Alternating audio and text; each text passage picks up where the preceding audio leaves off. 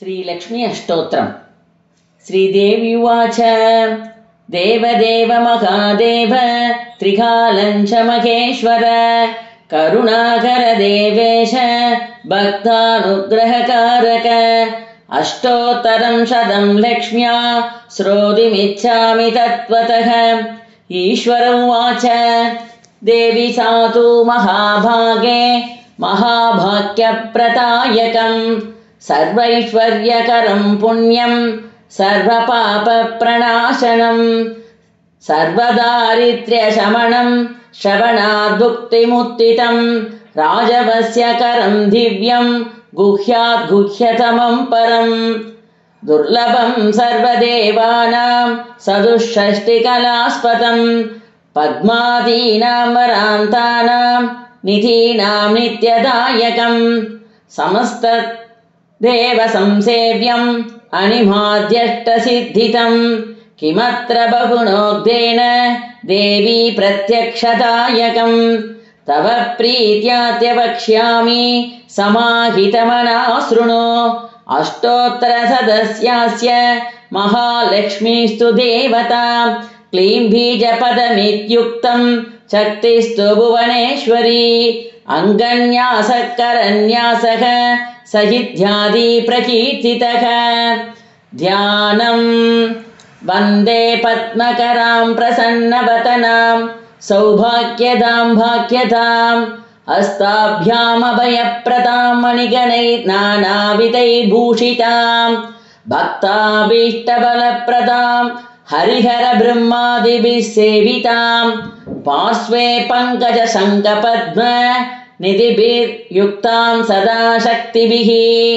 सरसिजनयने सरोजहस्ते तबलतरां सुगन्धमाल्यशोभे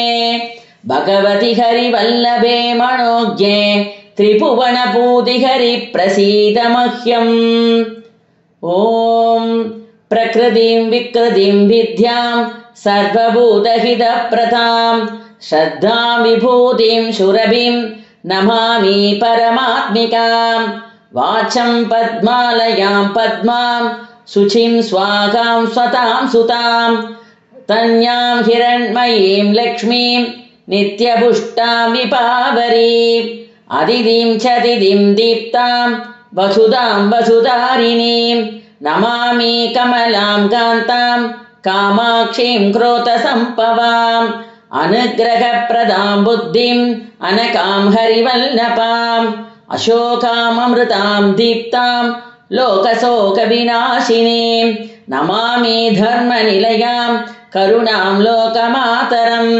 पद्मप्रियां पद्महस्तां पद्माक्षीं पद्मसुन्दरीं पद्मोद्भवां पद्ममुखीं पद्मनाभप्रियां रमां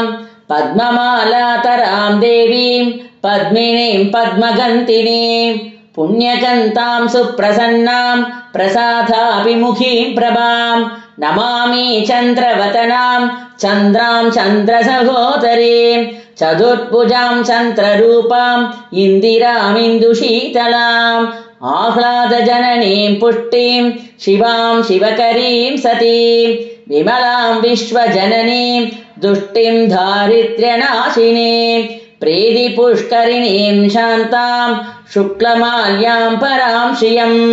भास्करीं बिल्वनिलयां वरारोगां यशस्विनीं वसुन्धरामुदाराङ्कं हरिणीं हेममालिनीं धनधान्यकरीं सिद्धिं सत्रैन सौम्यां शुभप्रदां नृपवेश्मकथानन्दां वरलक्ष्मीं वसुप्रदां शुभां हिरण्यप्राकारां समुद्रतनयां जयां नमामि मङ्गलां देवीं विष्णुवक्षस्थलस्थितां विष्णुपत्नीं प्रसन्नाक्षीं नारायणसमाश्रितां दारिद्र्यत्वंसिनीं देवीं सर्वोपत्रनिवारिणीं नवदुर्गा महाकाली ब्रह्मविष्णु शिवात्मिकां त्रिकालज्ञानसम्पन्नां नमामि भुवनेश्वरीं लक्ष्मीं क्षीरसमुद्रराजतनयां श्रीरङ्गधामेश्वरीं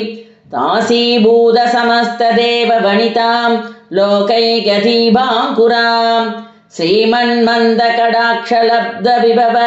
ब्रह्मेन्द्रगङ्गाधराम् त्वाम् त्रैलोक्यकुटुम्बिनीम् सरसिजाम् वन्दे मुकुन्दप्रियाम् मातर्नमामि कमले कमलायदाक्षी श्रीविष्णुहृत्कमलवासिनी विश्वमातकः क्षीरोदजे कमलकोमलगर्भगौरी लक्ष्मी प्रसीद सततं नमदां शरण्ये त्रिकालं यो जपेत् विद्वान् षण्मासं विजितेन्द्रियः दारिद्र्यत्वंसनं कृत्वा सर्वमाप्नोति यत्नतः देवी नाम सहस्रेषु पुण्यमष्टोत्तरं शतं येन श्रियमवाप्नोति कोटिजन्म दरिद्रदः भृगुवारे शतं धीमान् पठेत् वत्सरमात्रकम् अष्ट ऐश्वर्यमवाप्नोति कुबेर इव भूतले दारिद्र्यमोचनं नाम स्तोत्रमं पापरं शतं येन श्रियमवाप्नोति कोटिजन्म दरिद्रदः भुक्त्वा तु विपुलान् भोगान् अस्या सायुज्यमाप्नुयात् प्रातःकाले पठेन्नित्यं सर्वदुःखोपशान्तये पठंस्तो चिन्तये देवीं सर्वाभरणभूषिताम् ॐ शान्ति शान्ति शान्तिः।